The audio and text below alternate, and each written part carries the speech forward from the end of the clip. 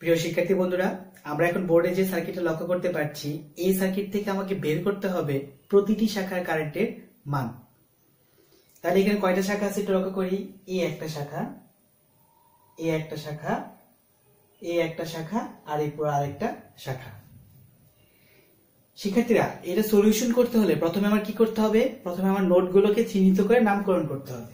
নোটগুলো চিহ্নিত করে এটা এ, বি, সি,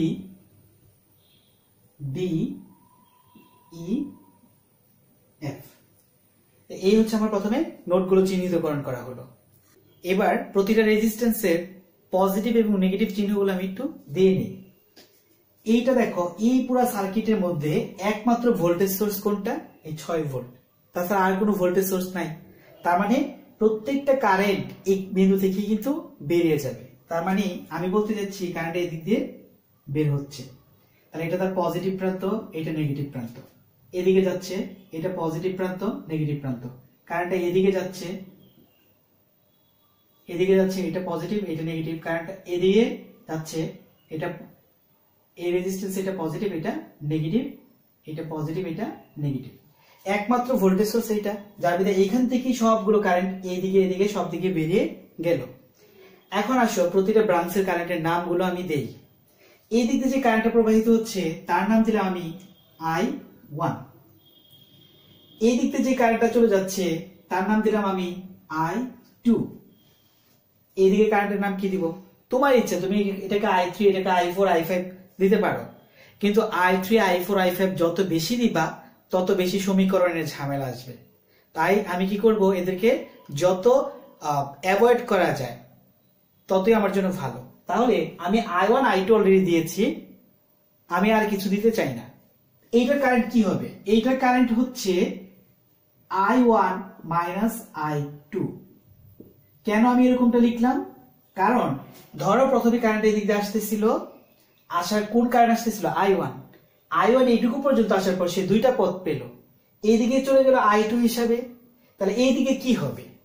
টোটাল যে কারেন্ট তার থেকে এই I2টা বাদ দিলেই পাবো এইদিকের কারেন্টটা।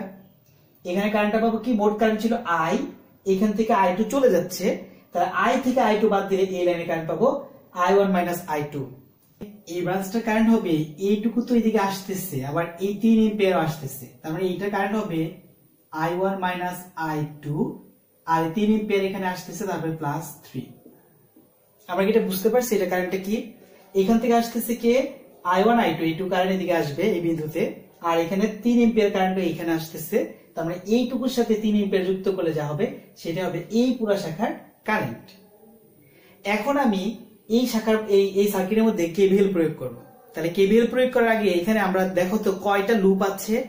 এখান থেকে এইটুকু একটা লুপ, এবং এটা নিয়ে পুরাটা আরেকটা লুপ, এবং বি থেকে নিয়ে এইটুকু আরেকটা লুপ। এখানে কিন্তু আমি নাম দিই, তাই না? এ বি সি, এটাকে দিলাম ডি, এটাকে দিলাম ই, আর এটাকে দিলাম এফ, জি, এটা হচ্ছে এইচ। এখন আমি এই যে একটা লুপ, এখানে KVL প্রয়োগ করব। আর একটা লুপ দেখো, এখান থেকে B C D E F G B, এটা আরেকটা লুপ। এখানে একটা কি আছে? কারেন্ট সোর্স, সেটা প্যারালালি আছে, এবং এই কারেন্ট সোর্সের সাথে কোনো রেজিস্ট্যান্স কিন্তু নাই। সেক্ষেত্রে আমি B C E G B এরকম লুপ ধরতে পারবো না, কারণ এই কারেন্ট সোর্সটা তখন কি করবে না, আমি এর মধ্যে লুপের মধ্যে বিবেচিত হবে না। আবার দেখো, তাহলে তোমার লুপটা কি দাঁড়াচ্ছে? বি সি ডি ই, এটা হচ্ছে কি D E F G B. লুপটা কি হচ্ছে বুঝছো? এইটুকু একটা লুপ এবং এইটুকু একটা লুপ।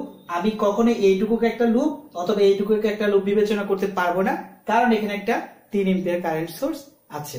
এই কারেন্ট সোর্সকে আলাদা কোনো লুপ বিবেচনা করা যাবে না। তাহলে প্রথমেই আসো, আমি এই প্রথম যে লুপটা সেখানে KVL প্রয়োগ করব। Apply KVL at loop A B G H A। এখানে যদি তুমি KVL প্রয়োগ করো তাহলে প্রত্যেকটা দ্বিতীয় চিহ্ন ধরো, দ্বিতীয় চিহ্ন যদি ধরলাম প্লাস, এরপর এটা দ্বিতীয় চিহ্ন মাইনাস, এর কারেন্টটা কত? এই কারেন্ট হচ্ছে I1।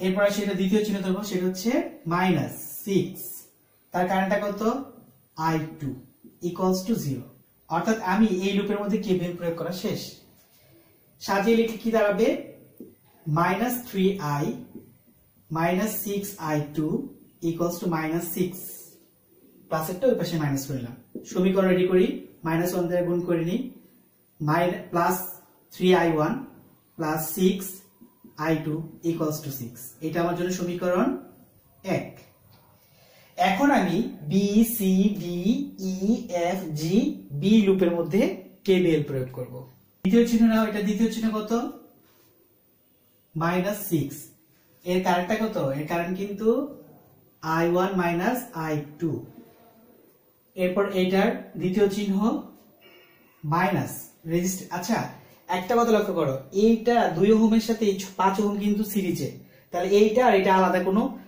যোগ কেভিএল প্রয়োগ করা দরকার না আমি এই দুটাকে একত্রে যুক্ত করে 2 আর 5 7 কারণ এই পুরা যে ব্রাঞ্চটা সেটা জুড়ে একই কারেন্ট প্রবাহিত হচ্ছে তাই এইটা এবং এটা একত্রে যুক্ত করলাম যুক্ত করে লিখলাম 7 এবং এর কারেন্টটা কত কারেন্ট হচ্ছে i1 i2 প্লাস 3 তাহলে এই অংশটুকু শেষ এবার এদিক দিয়ে এসে এখানে আসবা এটা কি চিহ্ন বলো আমি প্রত্যেকটা দ্বিতীয় চিহ্ন নিচ্ছিলাম তাহলে এটা দ্বিতীয় চিহ্ন হচ্ছে কি পজিটিভ 6 তার কারেন্ট কত i2 0 এইটুকু নিলাম তার কারেন্ট এইটা নিলাম এটার সাথে এটা যুক্ত করলাম তার কারেন্ট এটা এবং এখন 6 নিলাম তার কারেন্ট কিন্তু i2 এবং প্রত্যেকটা দ্বিতীয় চিহ্ন মাইনাস এটা সবগুলো দ্বিতীয় চিহ্ন কত হবে এটার মাইনাস আর এদিকে যখন আসবা আসার পর দ্বিতীয় চিহ্ন এইটার কত প্লাস এখন সমীকরণটাকে ভেঙে লিখি 6i1 plus 6i2 minus 7i1 minus এটা হবে plus 7i2 minus 21 plus 6i2 equals to 0 এখন এখান থেকে টোটাল যদি আমি i1 বের করতে চাই i1 কয়টা মাইনাসের 6টা মাইনাসের 7টা তার মানে -13i1 এখানে i2 কয়টা প্লাসের 6 এখানে প্লাসের 6 12 আর এখানে প্লাসের 7 তার মানে হচ্ছে এখানে প্লাসের 19i2 এবং এখানে কোনো কনস্ট্যান্ট ভ্যালু আছে হ্যাঁ একটা কনস্ট্যান্ট ভ্যালু মাইনাসের আমি সেটা ওই পাশে লিখে হবে প্লাসের হবে তাহলে এইটাকে যদি আমি দাঁড় করাই সুন্দর করে লিখি -1 দ্বারা গুণ করতে পারো তুমি 13i1 -19i2 সমান -21 এটাকে সমীকরণ কত ধরলাম আমরা সমীকরণ 2 প্রথম একটা সমীকরণ রেডি করলাম এইটুকুর মধ্য দিয়ে এখন দ্বিতীয় কি এই লুপের মধ্যে কেভিএল প্রয়োগ আরেকটা সমীকরণ আমি রেডি করলাম এখন এখান থেকে আমি i1 এবং i2 এর মান নির্ণয় করব শিক্ষার্থীরা আমরা সমীকরণ 1 আর 2 সলিউশন করে i1 এর মান পেলাম -0.08 এম্পিয়ার এবং i2 এর মান পেলাম 1.04 এম্পিয়ার এখন আমাকে বলা হচ্ছে প্রশ্নে প্রতিটি ব্রাঞ্চের কারেন্ট বের করতে আমি এই ব্রাঞ্চের কারেন্ট কিন্তু অলরেডি বের করে ফেলছি তাই না এখান থেকে আমি বলতে পারি যে বি এ এইচ যে ব্রাঞ্চ তার কারেন্ট কিন্তু i1 এর মানে বের করে ফেললাম এখন i2 মানে কি এই ব্রাঞ্চের কারেন্ট আমার বের করা শেষ এখন আমার বের করতে হবে বিসি যে ব্রাঞ্চ তার কারেন্ট এবং সিডি যে ব্রাঞ্চ তার কারেন্ট প্রথমে আসো আইবিসি অর্থাৎ বিসি ব্রাঞ্চের কারেন্ট কি হবে সূত্রটা এখানে আছে i1 i2 i1 এর মান কত -0.08 মাইনাস i2 এর মান কত 1.04 এম্পিয়ার তাই তো টোটাল যদি ক্যালকুলেশন করে আসবে -1.12 এম্পিয়ার এটা আইবিসি শাখার কারেন্ট এখন আমি যদি আইসিডি শাখার কারেন্ট বের করতে চাই আইবিসি শাখার কারেন্টের সাথে এই 3 এম্পিয়ার কারেন্ট যুক্ত করলে কি পাবো আইসিডি কারেন্ট এই যে আইবিসি শাখার কারেন্ট হচ্ছে i1 i2 এইটুকু তার সাথে যুক্ত হয়েছে কি বলো এই 3 এম্পিয়ার কারেন্ট আমি বলতে চাচ্ছি আমি যদি আইসিডি শাখার কারেন্ট বের করি কি দাঁড়াবে ICD equals to i1 i2 plus 3 i1 i2 এর মান আমরা জানি সেটা হচ্ছে -1.12 এম্পিয়ার প্লাস এর সাথে 3 টোটাল যদি ক্যালকুলেশন করি মান পাবো 1.88 এম্পিয়ার সেটা কিন্তু পজিটিভ মান তাহলে এই হচ্ছে আমার প্রতিটি শাখার কারেন্টের মান শিক্ষার্থীরা ধন্যবাদ সবাইকে